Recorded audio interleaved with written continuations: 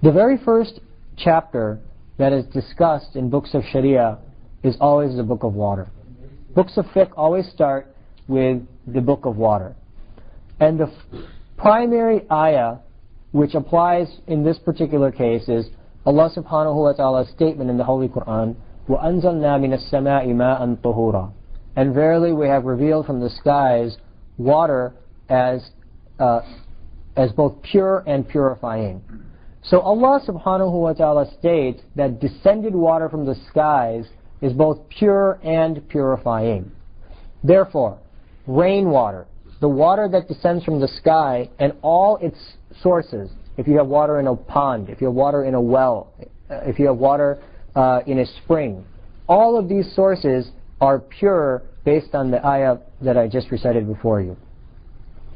If you look at water in a little bit more detail through the lens of Quran and Hadith, you'll find that water has three essential characteristics according to the Sharia. Number one is its color. Number two is its taste. And number three is its smell. If you have water and any of these characteristics are altered, meaning either the color, the taste, or the smell, there is a potential that that water will not be permissible to use for acts of purification. And I'm going to go into detail in a moment. So all water, let's say you have this cup of water, which we'll call the essential cup of water, the true cup of water. If you have a cup of pure water before you, it has a natural taste, it has a natural color, and it has a natural smell. That is the true water within the Sharia. And then any water which matches that in its characteristics, meaning it has the color of water, the taste of water, and the smell of water, that water will also be classified as pure according to the Sharia. So now the next question that should come up in your mind is, what happens if something pure mixes with water? Right, so there's two options when you have water. You have water which is naturally pure. Then you can mix things with it. You can mix pure things with it, and you can mix impure things with it. And the question we should ask ourselves is, how does the Sharia look upon that?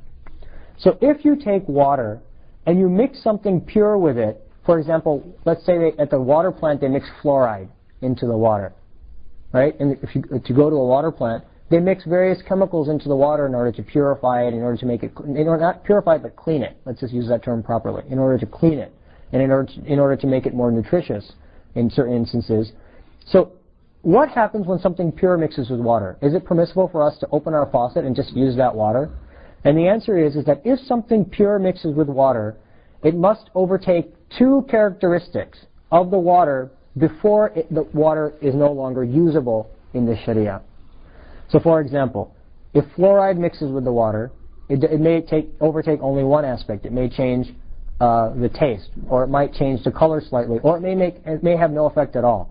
So in those cases, you won't worry about the fact that fluoride is added to water. But, for example, in the case of Coca-Cola, or some kind of cola, you have a cola before you. Now it has a new color. It's brown instead of transparent. And it has a different taste. It doesn't taste anything like water would normally taste. So it's not permissible, for example, to use Coca-Cola to purify yourself in wudu if you're out of water. So that's the important thing to keep in mind, that if you mix something pure with water, you have to remove that water. You have to remove two of the three characteristics, either the color, taste, or smell. One thing that people often ask, and this is a place where a mas'ala arises, and that is, what about soap?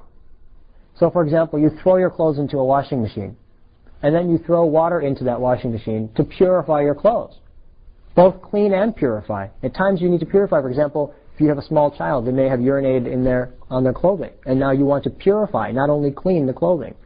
So what about the case when you add soap to water?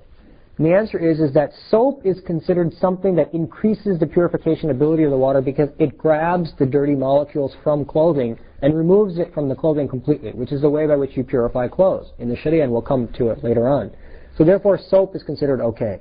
And in fact, the example is the fact that during the time of the Prophet ﷺ, they used to put certain leaves, like saffron and other types of leaves, into their water. They would boil the water, and that would change the color and change the smell, and in fact change the taste of the water. But because those leaves were used to increase the purification ability of the water, therefore it's permissible within the Sharia. So we have an example all the way back from the time of the Prophet ﷺ. Just as a side note, those people who follow the Shafi'i madhab does not permit soap to be used as a purifying agent within water.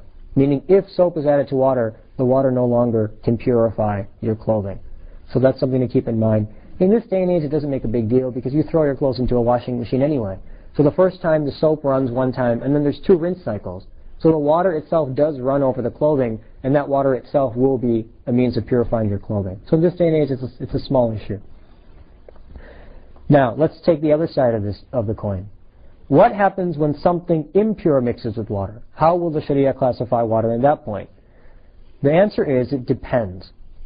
It depends on the amount of water that is present in the particular vessel to say whether the water remains pure or impure. So within the Sharia there are 2 ways of classifying the amount of water that exists.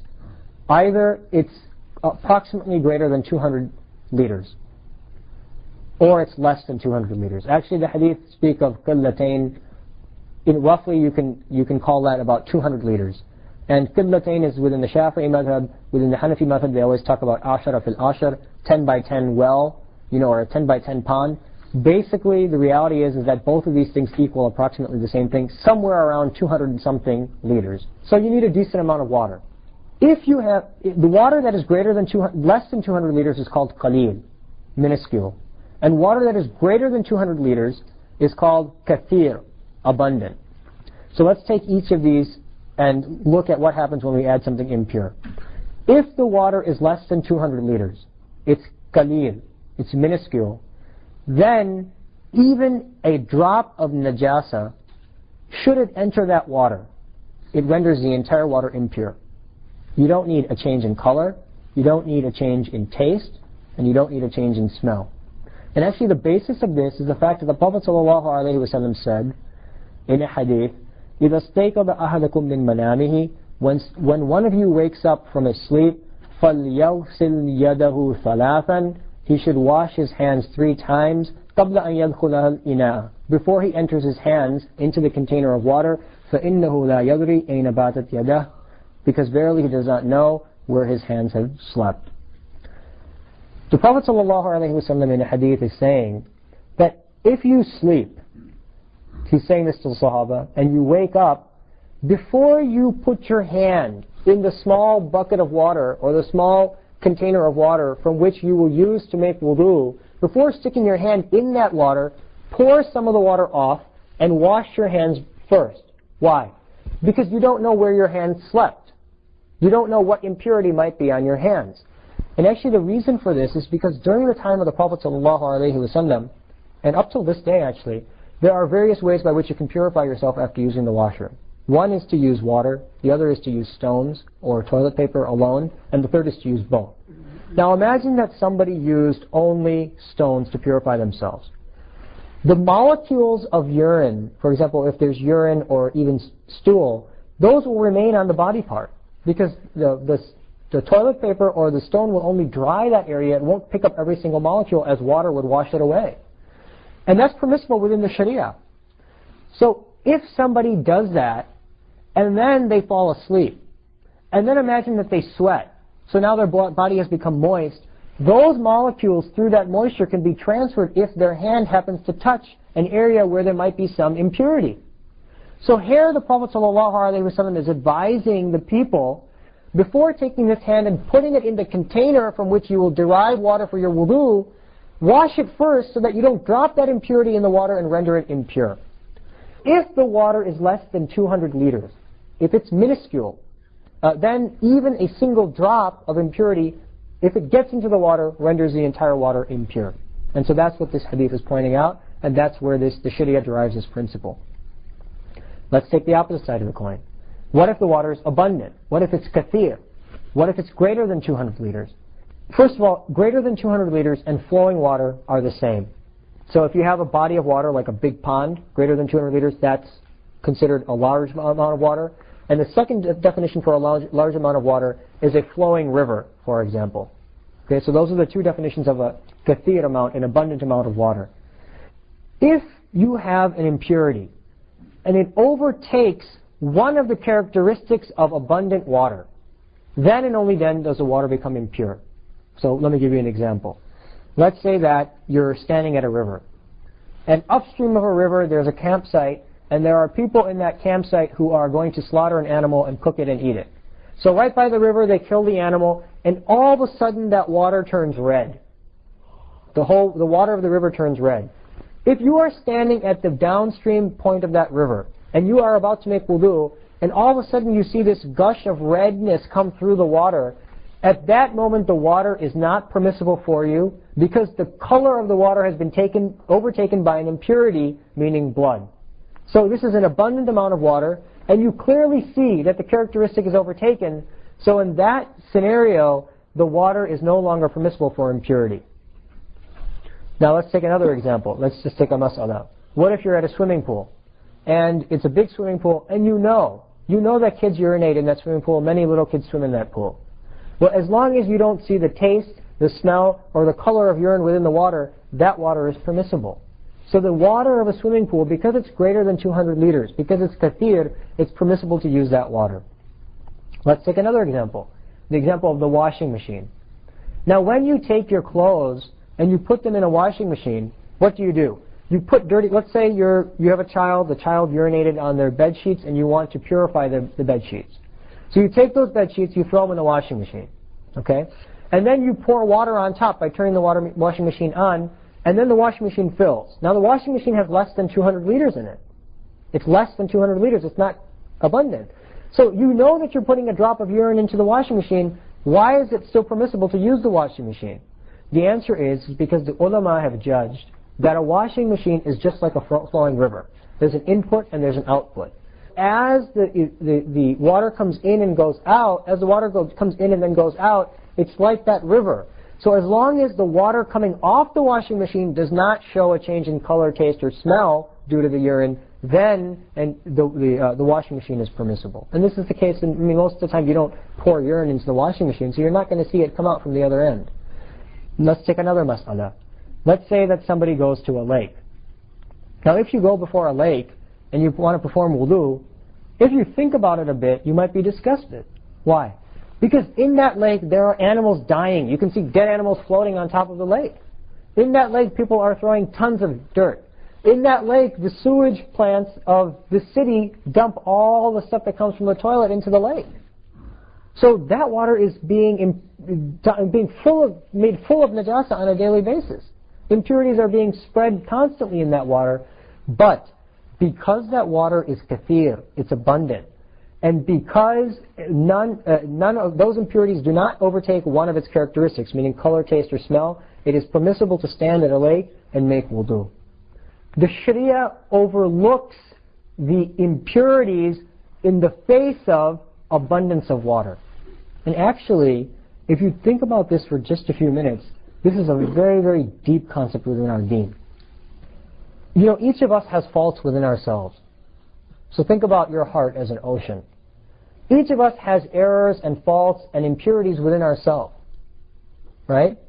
But Allah subhanahu wa ta'ala, in His infinite mercy, due to the abundance of the iman in our heart, overlooks those impurities and allows us to continue living within this earth. That's enormous. In fact, the principle of water is highlighted in that itself. Beyond that, you should realize that in the sea of iman, you have no right to criticize another person's faults. Those faults are so minute in this overall sea of iman that we have no right to criticize anyone else's faults. In the same way that we will not sit in front of a lake and comment on how many animals are dying, how many animals have gone to the bathroom in that lake, how much sewage is being dumped in that lake. In the same way we would not comment on that because of the abundance of water, in the exact similar manner, we should not comment on the faults of another Muslim due to the abundance of iman. Meaning those faults get drowned away. You're a human being, I'm a human being, we will all make mistakes.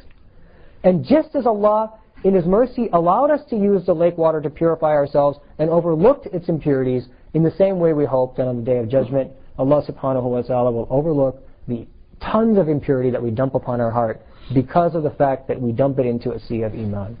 That's the hope. Otherwise, what are we here for? Who's going to be free of sin tomorrow? Impossible. That's the only hope that we can have. then on the Day of Judgment, when we bring a mountain of sins on our shoulder, and we beg Allah for forgiveness, we can only hope that Allah, just as He was so merciful as to overlook the impurities within the lake and allow us to use the water, in the same way He will be so merciful and overlook our impurities in the ocean of our Iman. So take these principles of Tahara and apply them deeply, because they are based on very, very essential aspects of our deen.